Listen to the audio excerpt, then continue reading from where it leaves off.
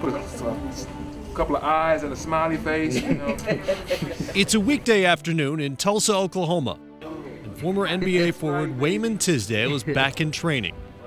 The floor is no longer hardwood, and his steps are not as quick or powerful as they used to be.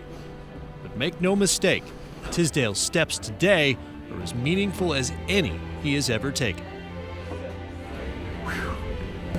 That's all. Ready to go. Ready to play. Throw it up, baby. A native Oklahoman, Tisdale led his Booker T. Washington team to a high school state championship as a junior. At the University of Oklahoma, he became the only Division I men's basketball player voted first-team All-American in his freshman, sophomore, and junior seasons. He won Olympic gold in 1984 with the U.S. men's team. In the NBA, Tisdale averaged 15 points and 6 boards a game over 12 seasons. Once he retired, Tisdale was free to devote more time to his first love.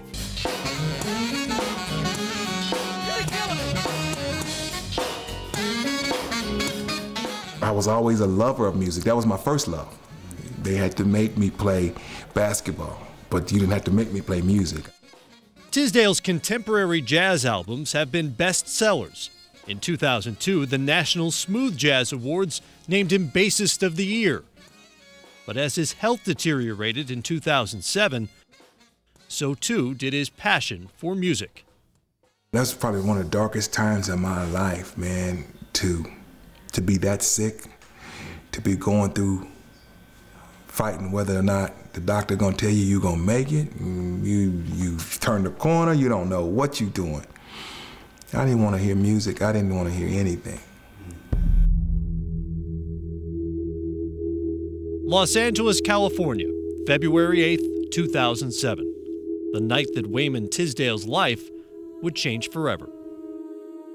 It was 1, 2 o'clock almost in the morning, and actually he was going downstairs to get water for me. And as he's going, I hear this brrr. And I didn't do a tumble, I kind of just fell back, you know.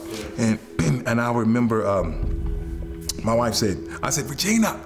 And she said, she's coming in and she's like, did you fall?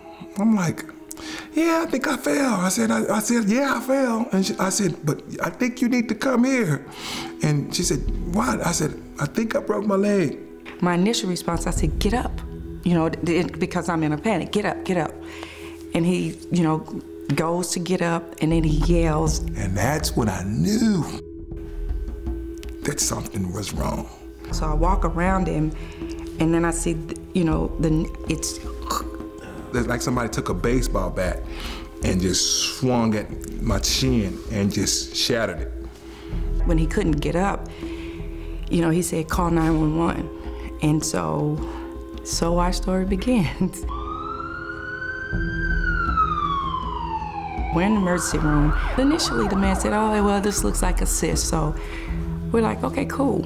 Doctor came in and told me, he's like, look, something's wrong. You just don't break a leg. You've never had anything like that in your life. And then one of the doctors said, oh, when was the last time you had your bones x-rayed? I'm like. And then the next day, you know, when I get to the hospital, I'm looking at his face and his expressions, and I'm knowing something is up, but he's not telling me. Doctors discovered a cyst below Tisdale's right knee that was weakening the bone in his leg. 8 weeks later, after extensive testing and waiting, the Tisdales received the diagnosis: cancer. I was literally devastated, simply because 6 months prior to that, I had just lost my dad to cancer. So I just remember saying, oh my God, this cannot be happening to me again. And then you have, okay, I have 4 children. And then it's, I'm too young to be a widow. And then it's, God, I need my husband. Tisdale's first challenge, chemotherapy. I went through 2 rounds of chemo at the highest levels of the 2 of the worst drugs you can have. And you go through all the sickness and all those long nights and all the weight loss. And for the next doctor to tell you, we got to start all over. it was like letting the wind out of a balloon, man. I was like, man, whew, hold up.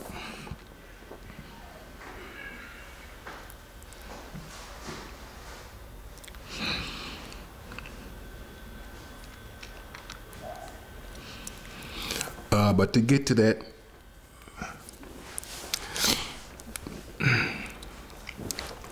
to get to a point where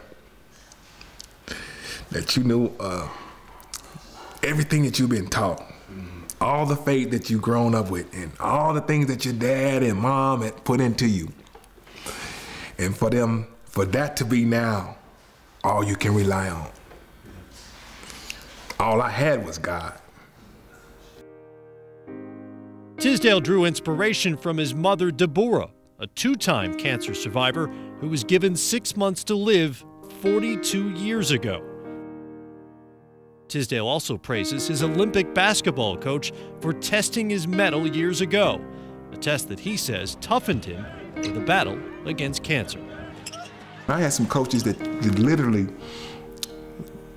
didn't want me to make it. And one in particular was Bobby Knight. And at the time, I frowned on that. He's throwing everything in the book at me. I look at it today that had I not gone through and persevered through a lot of the stuff he put me through, I probably wouldn't be here today. Thank God for that dude, because he pushed me. 17 months after the cancer diagnosis, Tisdale was running out of treatment options. They've tried everything. They've tried it twice. And your last step is amputation to save your life. On August 25, 2008, doctors amputated Tisdale's leg above the right knee. After the amputation surgery, I was just a bundle of nerves that whole day. And so I get to this room, and I'm, peering around the corner, as I'm walking in, and he's like, "Hey, babe," and I had this big, and I was like, "Oh, okay, great." It got the leg, but it can't get my smile. Can't get my smile, can't get my spirit. Back when I played college ball, I had a booty way back here. And that was my weapon. I could put that booty on him, and pivot, shoot that hook shot on him.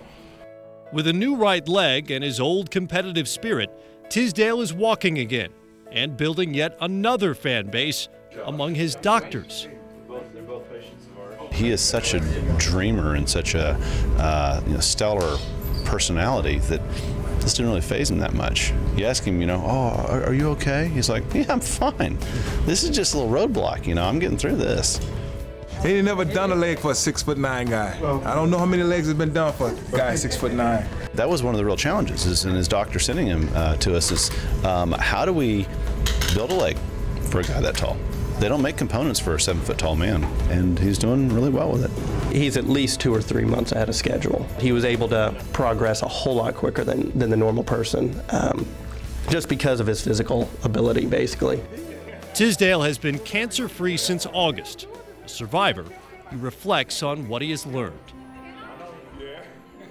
2 things. Never give up, and quitting is not an option. No matter how dark it gets or how weak you get. Until you take that last breath, you fight. You fight. Yeah, you got your wife, you got your family, you got your kids, you got your friends. But your friends not going in there and having medicine go through their body. And the doctors will sit up and tell you, 99% of the patients who make it through this, strong here. You gotta be strong.